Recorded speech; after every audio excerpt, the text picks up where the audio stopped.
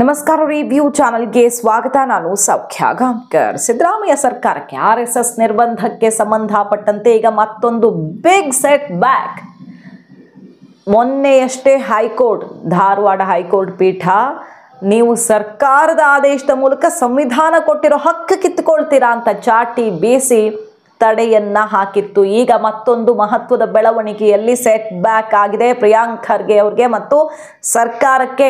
Details ಇರ್ತಾ ಹೋಗ್ತೀವಿ. Miss ಮಾಡಿದ್ರೆ ನಮ್ಮ ಚಾನಲ್ನ ಸಬ್ಸ್ಕ್ರೈಬ್ ಮಾಡಿ, ನಿಮ್ಮ ಅಭಿಪ್ರಾಯ ಕಮೆಂಟ್ ಮಾಡಿ ತಿಳಿಸಿ. ಎಸ್ ವೀಕ್ಷಕರೇ, ಸಂವಿಧಾನ ಕೊಟ್ಟಿರುವಂಥ ಹಕ್ಕು ಈ ಸಮಾಜದಲ್ಲಿ ಶಾಂತಿ ಕದಡದೆ ಯಾರಾದರೂ ರ್ಯಾಲಿ ಪಥ ಸಂಚಲನ ಮಾಡೋದಾದರೆ ಅವಕಾಶ ಇದೆ. ಅದನ್ನು ನೀವು ಹೆಂಗೆ ತಡೆ ಹಿಡಿತೀರಿ ಅನ್ನುವಂಥ ಪ್ರಶ್ನೆಯನ್ನು ಕೇಳಿತ್ತು ಹೈಕೋರ್ಟು ಮತ್ತು ಮಧ್ಯಂತರವಾಗಿ ತಡೆ ಬಿದ್ದು ಆ ವಿಚಾರಣೆ ಹೈಕೋರ್ಟ್ ಪೀಠದಲ್ಲಿ ನಡೀತಾ ಇದೆಯಲ್ವಾ. ಇದ್ರ ಮಧ್ಯೆ ಮತ್ತೊಂದು ಆಘಾತ ಸರ್ಕಾರಕ್ಕೆ. ಪ್ರಿಯಾಂಕ್ ಖರ್ಗೆ ಅವರ ಮಾತು ಕೇಳಿ ಕೆಟ್ರ ಸಿದ್ದರಾಮಯ್ಯನವರು. ಯಾಕಂದರೆ ಮಿನಿಸ್ಟರ್ಸು ಬಹುತೇಕರು ಪ್ರಿಯಾಂಕ್ ಖರ್ಗೆ ಅವರು ಪರ ನಿಲ್ತಿಲ್ಲ. RSSಗೆ ನಿರ್ಬಂಧ ಹಾಕೋದು ಏನಂಥ ಒಳ್ಳೆ ಪ್ಲ್ಯಾನ್ ಅಲ್ಲ ಇದು.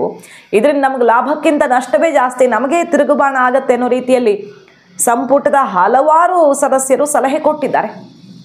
ಆದರೆ RSS ನಿರ್ಬಂಧ ಅನ್ನೋ ವಿಚಾರ ಪ್ರಸ್ತಾಪ ಇಟ್ಟು ಪತ್ರ ಬರೆದಾಗ ಸಿದ್ದರಾಮಯ್ಯನವರೇ ಹಿಂದೇಟು ಹಾಕಿದ್ರು ಅಂತ ಹೆಸರು ಉಳಿಸ್ಕೊಳ್ಳೋಕ್ಕಾಗತ್ತೆ. RSS ವಿಚಾರದಲ್ಲಿ ಸಿದ್ದರಾಮಯ್ಯನವರು ಹೇಳಿ ಕೇಳಿ ಸೊ ಹಠಕ್ಕೆ ಬಿದ್ದು ಮಾಡಿದ್ದಾಯಿತು. ಆದರೆ ಈಗ ನೋಡಿ ಏನಾಗಿದೆ.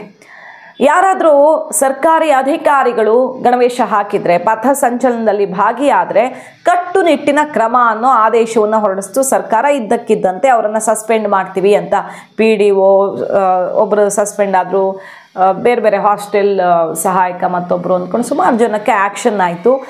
ಆದರೂ ಸರ್ಕಾರಕ್ಕೆ ಸೆಡ್ಡು ಹೊಡೆದು ವೈದ್ಯಾಧಿಕಾರಿ ಶಿಕ್ಷಕರೆಲ್ಲ ಭಾಗಿಯಾದರು.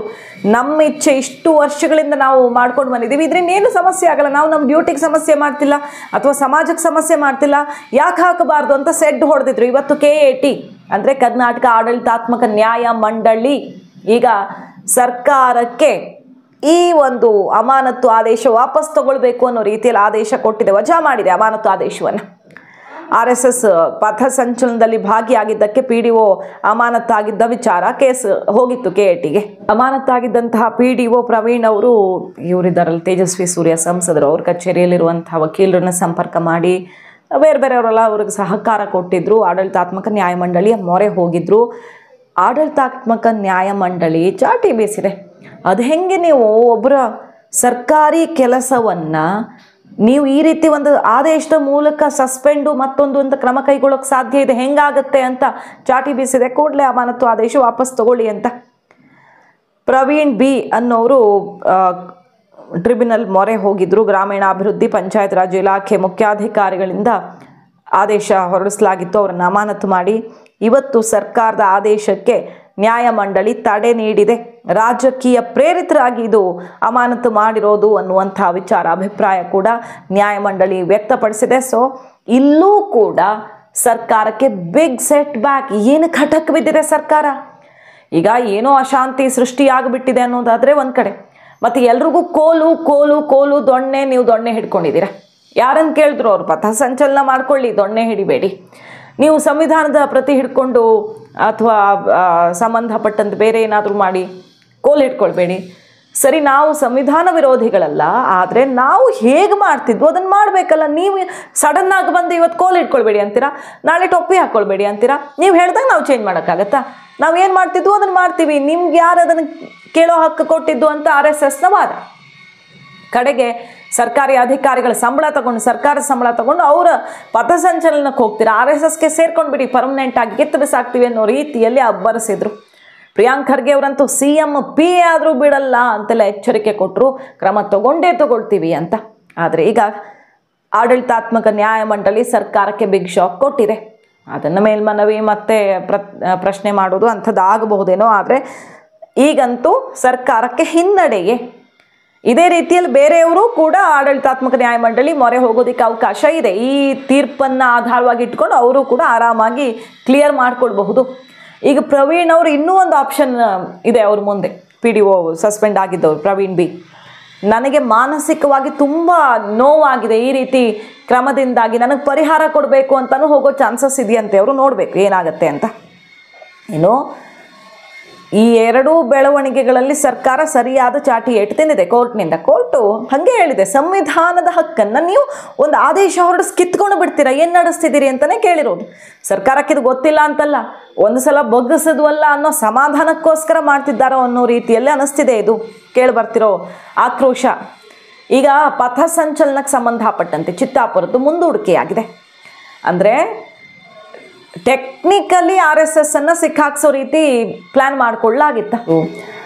ಮತ್ತು ಇನ್ನೂ ಶಾಂತಿ ಸಭೆಯಲ್ಲಿ ಏನೂ ಔಟ್ಕಮ್ ಬಂದಿಲ್ಲ, ನಾವು ಮತ್ತೆ ಶಾಂತಿ ಸಭೆ ಮಾಡ್ತೀವಿ, ಹಾಗಾಗಿ ಸಮಯ ಕೊಡಿ ಅಂತ ಕೋರ್ಟನ್ನು ಕೇಳಿದ್ದಾರೆ. ಕೋರ್ಟ್ ಕೂಡ ಹೌದು ಇದು ಸುಗಮವಾಗಿಯೇ ಮುಗಿಬೇಕು, ಯಾಕಂದರೆ ರಾಜಕೀಯ ಕಾರಣದಿಂದಾಗಿ ಈ ಥರ ಜಟಾಪಟಿ ಆಗ್ತಿದೆ. ಸೊ ಇದು ಒಂದು ಸಲ ತೀರ್ಪು ಕೊಡೋದಕ್ಕಿಂತ ಹೆಚ್ಚಾಗಿ ಶಾಂತಿಯುತವಾಗಿ ಮಾತುಕತೆಯಲ್ಲಿ ಬಗೆಹರಿದ್ರೂ ಒಳ್ಳೆಯದು ಅಂತ ಅಭಿಪ್ರಾಯ ವ್ಯಕ್ತಪಡಿಸುತ್ತೆ. ಹಾಗಾಗಿ ಸರ್ಕಾರದ ಪರ ವಾದ ಮಂಡಿಸುವವರು ಬಹುಶಃ ಇದೇ ಲೆಕ್ಕಾಚಾರ ಹಾಕ್ಕೊಂಡು ಹೋಗಿದ್ರೇನು, ಶಾಂತಿ ಸಭೆಗೆ ಇನ್ನೊಂದು ಅವಕಾಶ ಕೇಳಿದಲ್ಲಿ RSS ಹಾಕ್ಕೊಂಡಿರೋದು 2ನೇ ತಾರೀಕು, 2ನೇ ತಾರೀಕದು ಮುಂದೆ ಹೋದಂಗಾಗತ್ತೆ. ಸೊ 2ನೇ ತಾರೀಕು ಮಾಡೇ ಮಾಡ್ತೀವಿ ಅಂತ ಶಪಥ ಮಾಡಿದವ್ರಿಗೆ ಅದು ನಾವು ಹೊಡೆತ ಕೊಟ್ಟಂಗೆ ಆಗುತ್ತೆ. ಮುಂದಕ್ಕೆ ಹೋಯ್ತಲ್ಲ, 2ನೇ ಸಲ ಅವ್ರು ಹಾಕ್ಕೊಂಡಿದ್ದ ಡೇಟ್ ಮುಂದಕ್ಕೆ ಹಾಕ್ದಂಗೆ ಆಗುತ್ತೆ. ಮುಂದೇನಾಗುತ್ತೋ ನೋಡ್ಕೊಳ್ಳೋಣ, ಕೊಡಲೇಬೇಕು ಅಂದ್ರೆ ಕೊಡೋಣ, ಈಗ ಸದ್ಯಕ್ಕೆ ಮುಂದಕ್ಕೆ ಹಾಕ್ದಂಗೆ ಆಯ್ತಲ್ಲ ಅನ್ನೋ ರೀತಿಯಲ್ಲಿ ಕೋರ್ಟಲ್ಲಿ ವಾದ ಮಂಡಿಸುವಂಥ ತಯಾರಿ ಮಾಡ್ಕೊಂಡು ಹೋಗಿದ್ರ. ಕೋರ್ಟ್ ಸಹಜವಾಗಿ ಶಾಂತಿ ಸಭೆಯನ್ನೇ ಒಂದು ಆಪ್ಷನ್ ಆಗಿ ಇಟ್ಕೊಂಡಿರೋದ್ರಿಂದ ಎಸ್ ನಡೆಸಿ ಶಾಂತಿ ಸಭೆಯನ್ನು ಅಂತ ಹೇಳಿದೆ. ಬೆಂಗಳೂರಲ್ಲೇ ನಡೆಸೋದಕ್ಕೆ ಕೋರ್ಟ್ ಆದೇಶ ಆಗಿರೋದು. ಈ ಕ್ಷಣಕ್ಕೆ ಪಥಸಂಚಲನಕ್ಕೆ ಸಂಬಂಧಪಟ್ಟಂತೆ ಈಗ ಮುಂದೂಡಿಕೆ ಆಗಿದೆ. 2ನೇ ತಾರೀಕು ಮಾಡೋಕ್ಕಾಗಲ್ಲ RSSನವರು. ಶಾಂತಿ ಸಭೆ 5ನೇ ತಾರೀಕು ಸಂಜೆ 5 ಗಂಟೆಗೆ ನಡೆಸ್ತಾರೆ. ನವೆಂಬರ್ 7ಕ್ಕೆ ವಿಚಾರಣೆಯನ್ನು ಮುಂದೂಡಿಕೆ ಮಾಡಿದ್ದಾರೆ. ಬೆಂಗಳೂರಲ್ಲಿ ಸಭೆ ಕರೆಯೋದಕ್ಕೆ AG ಅವರಿಗೆ ನಿರ್ದೇಶನ ಕೊಟ್ಟಿದ್ದಾರೆ ನ್ಯಾಯಮೂರ್ತಿ MGS ಕಮಲ್ ಅವರು. ಸೊ ಶಾಂತಿ ಸಭೆಯನ್ನು ಬೇಗ ಮಾಡಿ ನಿರ್ಧಾರ ಮಾಡಿ ಅಂತ ಕೂಡ ಹೇಳಲಾಗಿದೆ. ಇನ್ನೊಂದು ವಾರಕ್ಕಿಂತ ಹೆಚ್ಚು ಸಮಯ ಆಯಿತು ಅಲ್ಲಿಗೆ. RSS ಈಗಾಗಲೇ ಇನ್ನೂ ಒಂದು ವಿಚಾರವನ್ನು ಕೋರ್ಟ್ ಗಮನಕ್ಕೆ ತಂದಿದೆ. ಕಲಬುರಗಿ ಹೈಕೋರ್ಟ್ ವಿಭಾಗೀಯ ಪೀಠದಲ್ಲಿ ಪಥಸಂಚಲನಕ್ಕೆ ಸಂಬಂಧಪಟ್ಟಂತೆ ಮುಖಂಡರು ಅಫಿಡವಿಟ್ ಸಲ್ಲಿಕೆ ಮಾಡಿದ್ದಾರೆ. ಏನಂತ, ಪಥಸಂಚಲನಕ್ಕೆ ಅನುಮತಿ ನೀಡದೇ ಇರೋದಕ್ಕೆ ಕಾರಣ ಕೊಟ್ಟಿರೋದೇನು, ಭದ್ರತೆ ಕಂಜೆಷನ್ ಇದೆ, ಆ ದಾರಿಯಲ್ಲಿ ಹೋಗೋದು ಕಷ್ಟ, ಭದ್ರತೆ ಲೋಪ ಆಗಬಹುದು, ಲಾ ಆ್ಯಂಡ್ ಆರ್ಡರ್ ಪ್ರಾಬ್ಲಮ್ ಆಗಬಹುದು ಅನ್ನೋ ರಿಪೋರ್ಟ್ಸ್ ಇವೆ ಅನ್ನೋದಲ್ವಾ. ಹಾಗಾಗಿ ಕೇಂದ್ರದ ಕೇಂದ್ರ ಗೃಹ ಇಲಾಖೆ ಜೊತೆಗೆ ಮಾತಾಡಿಕೊಂಡು ಅಲ್ಲಿಂದ ಭದ್ರತಾ ಪಡೆ ಕರೆಸ್ಕೊಳ್ಳಿ, ಅದಕ್ಕೂ ಅವಕಾಶ ಮಾಡಿಕೊಡಿ. ಸೊ ಕೇಂದ್ರ ಸರ್ಕಾರದಿಂದ ಸಹ ಭದ್ರತೆಗೆ ಮುಖಂಡರು RSS ಮುಖಂಡರು ಮನವಿ ಮಾಡಿದ್ದಾರೆ. ಜಿಲ್ಲಾಡಳಿತ AC ಜೊತೆಗೆ ಕೇಂದ್ರ ಸರ್ಕಾರದ ಗೃಹ ಸಚಿವಾಲಯಕ್ಕೆ 6ನೇ ಪ್ರತಿವಾದಿಯನ್ನಾಗಿ ಮಾಡೋದಕ್ಕೂ ಕೂಡ RSS ಈಗ ಸ್ಟೆಪ್ ತಗೊಂಡಿದೆ. ಭದ್ರತೆನೇ ಸಮಸ್ಯೆ ಅನ್ನೋದಾದರೆ ನಾಳೆ ಭದ್ರತೆ ವಿಷಯಕ್ಕೆ ಯಾರ್ದು ಹಕ್ಕನ್ನಾದರೂ ಕಿತ್ಕೊಳ್ಳೋಕ್ಕಾಗಲ್ಲ, ಕೇಂದ್ರದ ಪಡೆ ಕರೆಸಿ ಅಂತ. ಆ ನಿಟ್ಟಿನಲ್ಲೂ ಇನ್ನೊಂದು ಅರ್ಜಿ ಹಾಕ್ಕೊಂಡು RSS ಈಗ ಪ್ರಯತ್ನ ಮಾಡ್ತಾ ಇದೆ. ಆದರೆ ಸರ್ಕಾರ ಇಲ್ಲಿ ಶಾಂತಿ ಸಭೆ ಇನ್ನೊಂದು ಸಲ ಮಾಡ್ತೀವಿ ಅಂತ ಹೇಳಿದ ಕಾರಣದಿಂದಾಗಿ ಮುಂದಕ್ಕೆ ಹೋಗಿದೆ. ಈಗ ಚಿತ್ತಾಪುರದಲ್ಲಿ 2ನೇ ತಾರೀಕು ನಡೆಯೋದಕ್ಕೆ ಬಿಡಲ್ಲ ಅನ್ನೋ ರೀತಿ ಹಠ ಸಾಧಿಸ್ದಂಗೆ ಆಯ್ತಾ ಗೊತ್ತಿಲ್ಲ. ಕಾನೂನಲ್ಲಿ ಟೆಕ್ನಿಕಲಿ ಏನೇನು ಕಾಣುತ್ತೆ ಅದನ್ನೇ ನೋಡಿ ತೀರ್ಪನ್ನು ಕೊಡಬೇಕಾಗತ್ತೆ. ಸೊ ನೋಡಬೇಕು, ಚಿತ್ತಾಪುರದ್ದು ಇನ್ನು ಮುಂದಕ್ಕೆ ಹೋಗ್ತಾ ಇದೆ. ಆದರೆ RSSಗೆ ನಿರ್ಬಂಧ ಹಾಕೋ ವಿಚಾರದಲ್ಲಂತೂ ಸರ್ಕಾರಕ್ಕೆ ಬ್ಯಾಕ್ ಟು ಬ್ಯಾಕ್ ಹಿನ್ನಡೆ. ಇದು ಹಿನ್ನಡೆನೇ ಅಲ್ವಾ, ಅಂದರೆ ಬೇಕು ಅಂತ ಹಠಕ್ಕೆ ಬಿದ್ದು ಮಾಡೋಕೆ ಹೊರಟಿದ್ದಾರೆ ಅನ್ನೋ ರೀತಿಯಲ್ಲಿ ಕಾಣಿಸ್ತಾ ಇದೆ.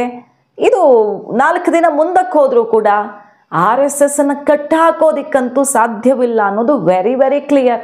ಕೋರ್ಟ್ನ ಮುಂದೆ ಅದು ಇಡ್ತಾನೇ ಇಲ್ವಲ್ಲ, ಅವ್ರ ದೊಣ್ಣೆ ವಿಷಯ ಇಡ್ತಾನೇ ಇಲ್ಲ. ಯಾಕೆ ಇಡ್ತಿಲ್ಲ ಇವ್ರ ದೊಣ್ಣೆ ವಿಷಯ? ಇಲ್ಲಿ ಹೊರಗಡೆ ಇಷ್ಟು ಎಲ್ಲ ನಾಯಕರು ಮಾತಾಡ್ತಾರೆ ದೊಣ್ಣೆ ಬಿಟ್ಟು ಮಾಡಲಿ ಅಂತ.